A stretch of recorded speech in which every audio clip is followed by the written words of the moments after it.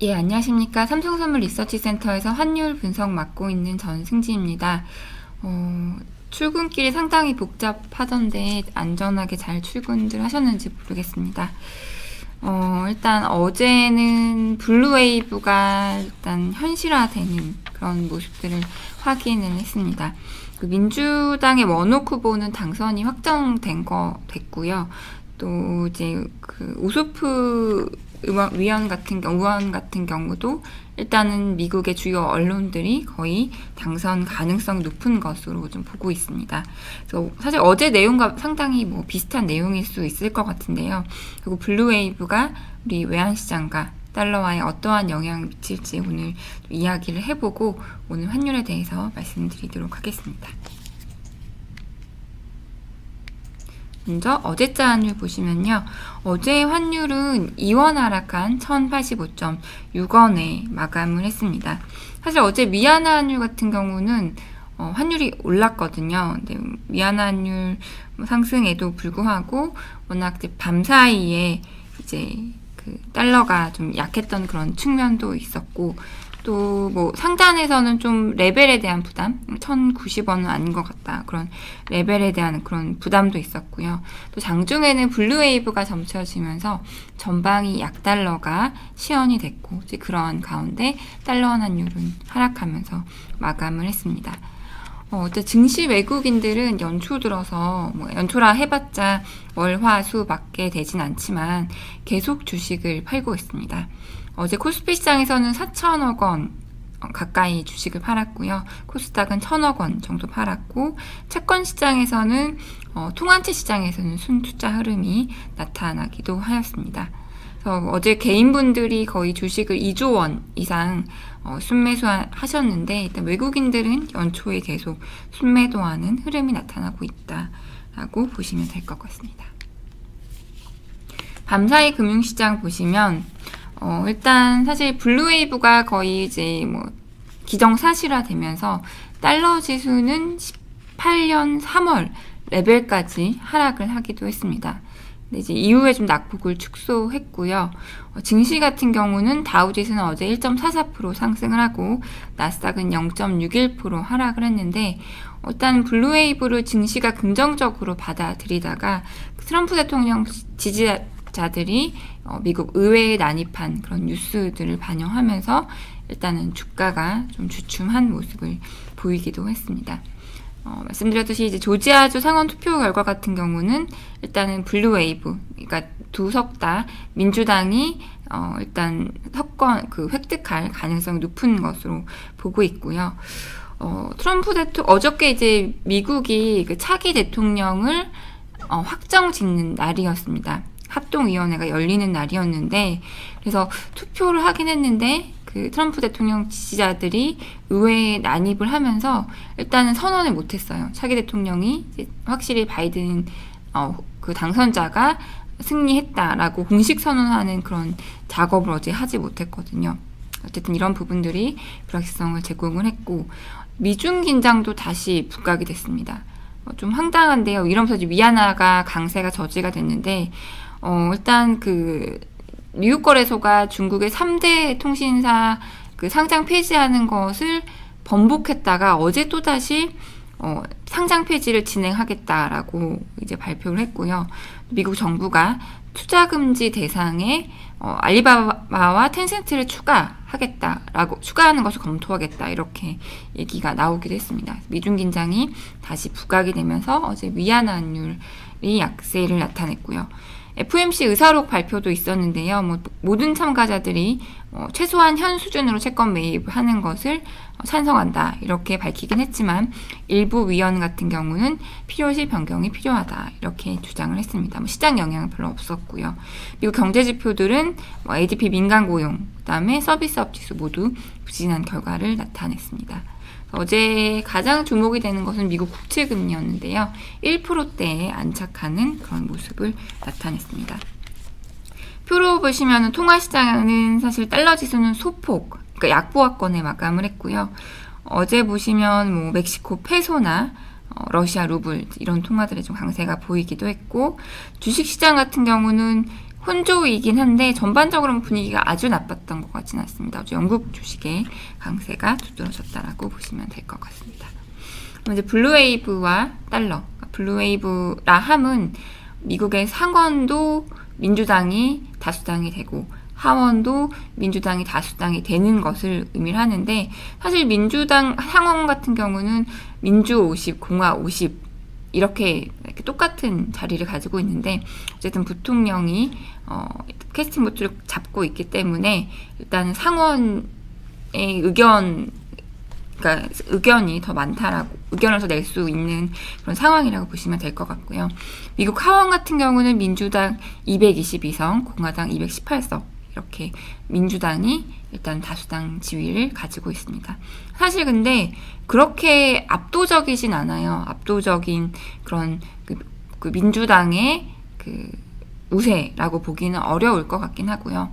그러면 이제 과거 1855년부터 미국의 상원과 미국 의회, 그러니까 상원과 하원을 어느 당이 집권했는지를 보여주는 그런 표를 가져왔습니다. 잘 보이실지 모르겠는데, 일단 1900, 그 대공황 이후의 흐름들을 보시면, 1930년대 이후의 흐름을 보시면 대공황을 극복하기까지 세계 2차 대전은 대공황부터 시작해서 세계 2차 대전을 그런 마무리 짓는 시기까지 민주당이 거의 다수당, 상원도 하원도 다수당 입지를 보인 것을 확인하실 수가 있습니다. 그것도 이게 그 그래프가 밑으로 위로 갈수록 그 다수당의 그 강도가 높은 것으로 보실 수가 있는데요. 압도적으로 이제 민주당이 상하원 자리를 차지했던 것을 보실 수가 있고, 세계 2차 대전 이후에는 그냥 민주당, 공화당 그냥 왔다 갔다 하면서, 그리고 또 이제 압도적인 보시다시피 그런 지위도 아니었고요. 그래서 왔다 갔다 하는 그런 흐름들을 보였다. 근데 이제 이 코로나라는 그런 역대급 위기를 맞아서 민주당이 상원과 하원을 다 잡는 이제 그런 시대가 열렸다라고 보시면 될 것 같습니다. 이 표를 이제 3일째 보여드리고 있는데요. 이제 바이든 대통령의 정책들.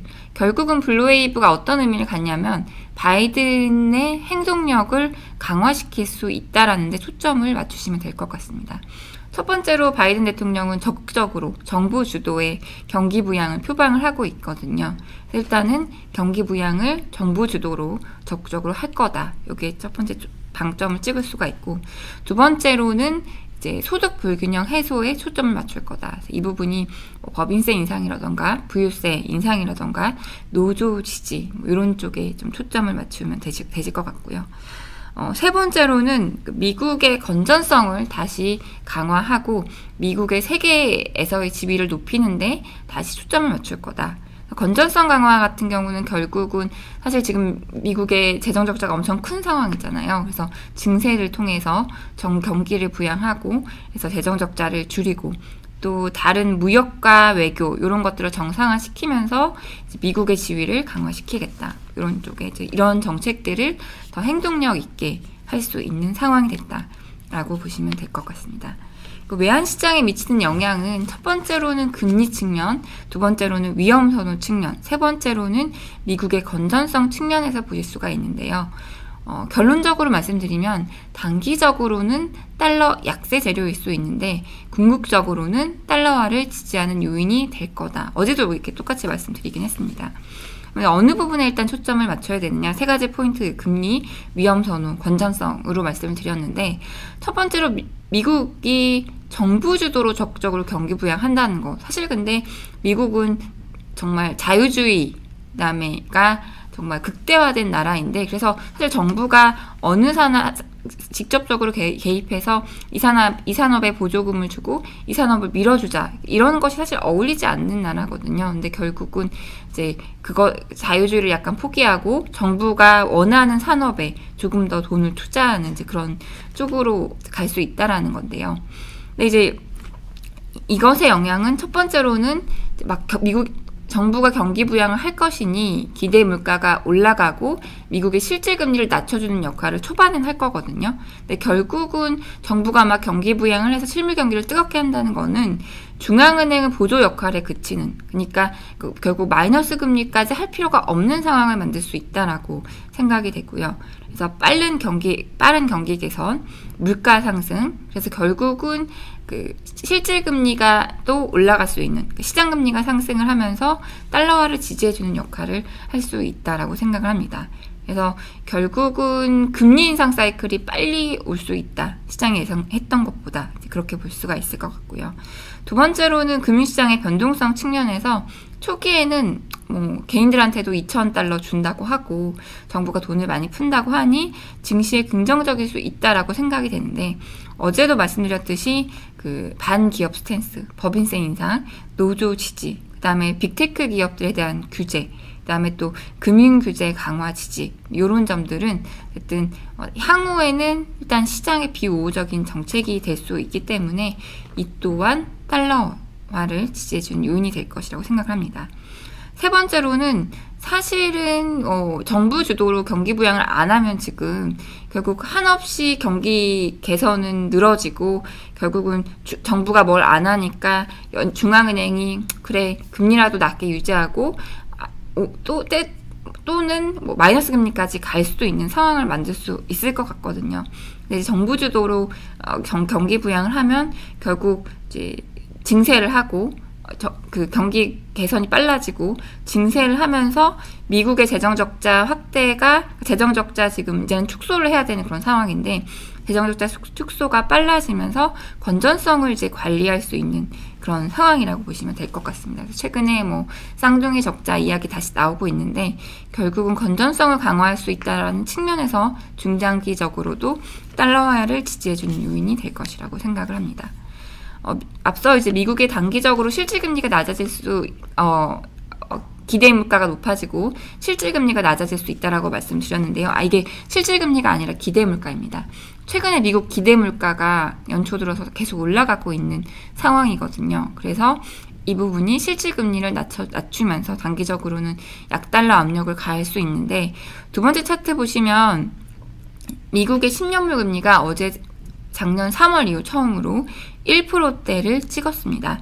근데 차트상으로 보시면 60조 이평 위로 안착을 하는 모습이죠. 굉장히 좀 금리 상승이 가파르게 나타날 수도 있는, 기술적으로는 여건으로도 보실 수가 있는데, 중장기적으로는 미국의 경기를 개선시키고 이 완화적인 정책을 조금 기간을 줄이고 빨리 금리 인상 사이클로 전환시킬 수 있는 그런 요인으로 보시면 될 것 같습니다. 그리고 아까 이제 소득 불균형 해소. 그러니까 지금 보시면 그 파란 선이 미국 가계와 비영리 회사들의 순자산, 그러니까 뭐 주식, 부동산. 그다음에 점선이 미국 명목 GDP. 그러니까 자산 가격과 실물의 괴리가 지금 너무나 확대되어 있는 상황입니다.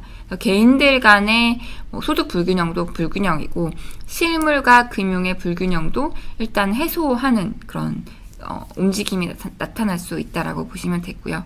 미국의 재정 수지를 보시면 사실 과거가 항상 반복된다라고 보기는 어렵지만, 민주당 시기에는 재정 수지가 줄어드는, 건전성이 강화됐고, 공화당 시기에는 재정 적자가 확대되는 그런 패턴을 보여왔습니다. 물론 과거가 반복된다라고 보기는 어렵겠지만은, 일단은 뭐 공약 자체도 증세를 하고 재정 건전성을 강화하는 그런 방향성이기 때문에 이번 민주당 시기에도 재정 적자가 축소될 수 있지 않을까, 그렇게 보고 있습니다. 근데 사실 뭐 이런 것들은 스토리이긴 한데 제약들은 있습니다. 사실은 앞서 말씀드렸듯이 상원도 하원도 압도적으로 민주당이 다수당 지위는 아니기 때문에 과연 이 정책들을 현실화시키는 것이 아주 순조로울까, 이런 것들은 문제가 있을 수 있다라고 생각이 되고요. 어쨌든 결론적으로 단기적으로는 약달러 요인일 수 있는데, 중장기적으로는 달러화를 지지해 줄 수 있는 요인들이 될 수 있다라고 보시면 될 것 같습니다. 오늘 환율 말씀드리면요. 오늘은 사실은 달러는 이제 약보합권에 마감을 했는데, 일단은 그 트럼프 지지자들의 미 의회 난입 이슈 때문에 금융시장이 아주 조용할지는 모르겠습니다. 여기다가 위안화 환율도 미중 긴장이 다시 부각이 되면서 일단은 강세가 저지가 되고 있기 때문에 이런 부분들이 하방 경직성을 제공을 할 것 같고요. 그리고 또 외국인들도 계속 주식을 팔고 있는 양상이기 때문에 그런 부분들도 일단 환율의 하락을 좀 기대하기 좀 힘들게 하는 그런 부분입니다. 그래서 오늘은 NDF 환율은 87원대에 마감을 했고요. 오늘은 80원대 중후반 중심의 등락을 예상을 하고 있습니다. 그러면